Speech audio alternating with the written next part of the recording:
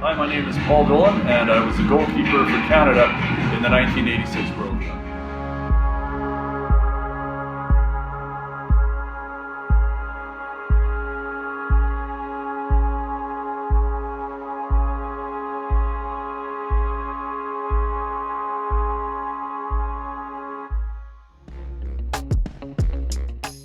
And I went in as a 20-year-old. I didn't realize the magnitude of playing in a World Cup finals. This was the opportunity of a lifetime to play against some of the best players in the world. The French team that was the reigning European champion, a favorite to win the 1986 World Cup, players like Michel Platini. And once the kickoff is underway and the game is played, you're kind of just doing what you've been doing your whole life up until then. It changed my life in that it was the best thing that ever happened on a soccer field to me.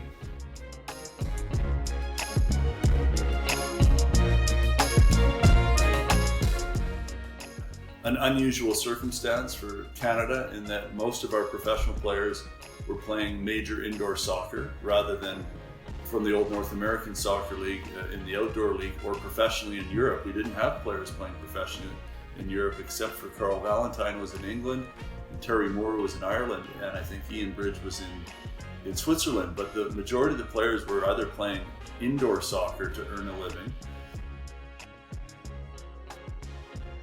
Yeah, well, when we got to Mexico, our only focus really was the first game against France and the World Cup. You know, there's a lot going on outside of that.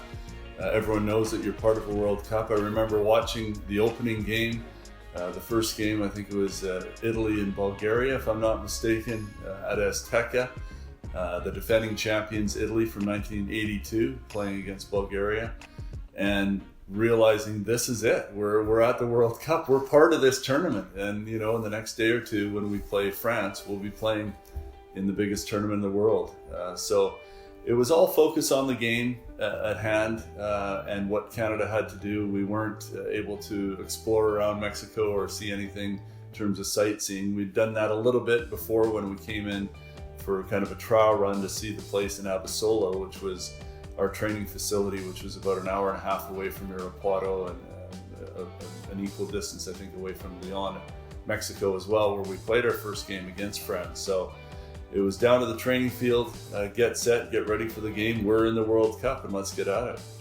Yeah, like we played in Leon the first game, and I know that that was a stadium that was used at the 1970 World Cup and had a lot of history there.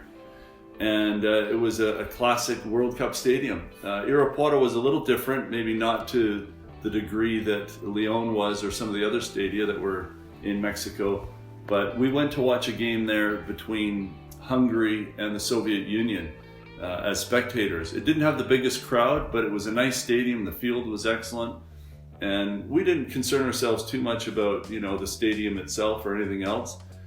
It was a World Cup stadium as far as we were concerned, and we were playing in the biggest stage in the world. So, you know, we didn't have a chance to spend any time in Irapuato, but my experience and my memories of being in Irapuato and Leon are terrific.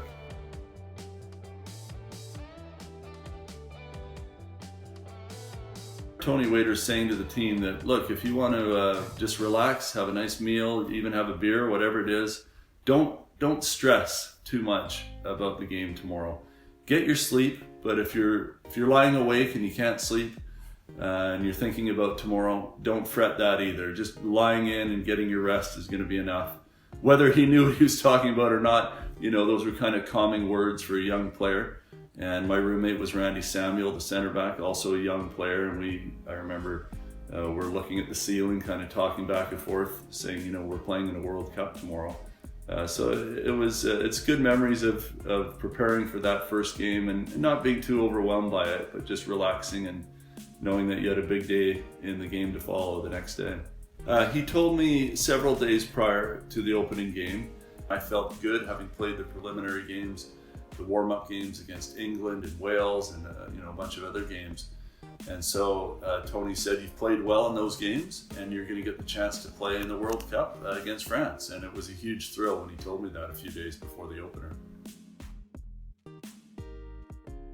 I felt great. I felt great because Canada had performed well. I felt individually that I had a good game. You know, we conceded the goal with about 10 minutes to go, which was disappointing. because the defense had held so well, and like I said, we had a few chances ourselves. I'm not content that we didn't end that game in a tie, but I feel we did everything we could. We played to our best ability, and in the end, the team that ended up going on to third place, I think, in France, was obviously worthy of eventually winning the game. But I think the whole team felt good about ourselves and good about the opportunity ahead, which was Hungary after that. We'd just seen the Soviet Union beat them 6-0, and based on our performance, I think that we felt that we could, maybe beat Hungary. Didn't end up being that way, but there was still a lot of confidence in the Canadian team after the game.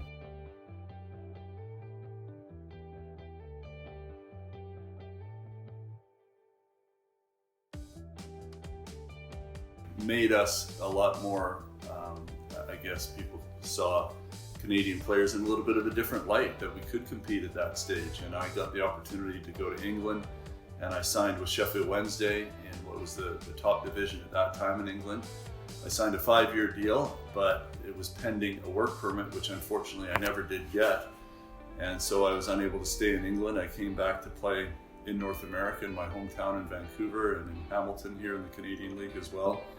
And I have no regrets about how that ended up. Obviously it would be a different time, I think, today, having played in a World Cup and the opportunity to play overseas or in Major League Soccer, but there was no professional league of that standard in Canada at the time. So it changed my life in that it was the best thing that ever happened on a soccer field to me, and gave me the opportunity to continue to play the game that I loved and go into a business afterwards that was still very soccer focused, to work with Umbro and now Adidas, and to stay in the city that I love in Vancouver and play here for 10 years as well. Obviously, it's not the same as, I think, the women's team winning a gold medal, which is as high an honor as you could get. I guess winning the World Cup would be the ultimate. But to have participated in a World Cup was a big stage, because no other Canadian team had ever played in a World Cup final.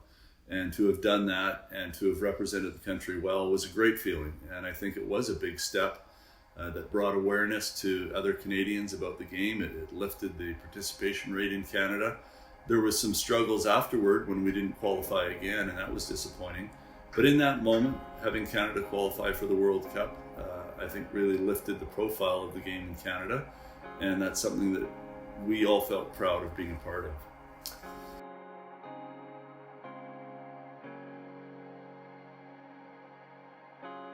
Obviously, it's not the same as, I think, the women's team winning a gold medal, which is as high an honor as you could get. I guess winning the World Cup would be the ultimate. But to have participated in a World Cup was a big stage, because no other Canadian team had ever played in a World Cup final. And to have done that and to have represented the country well was a great feeling. And I think it was a big step that brought awareness to other Canadians about the game. It lifted the participation rate in Canada. There was some struggles afterward when we didn't qualify again, and that was disappointing. But in that moment, having Canada qualify for the World Cup, I think really lifted the profile of the game in Canada, and that's something that we all felt proud of being a part of.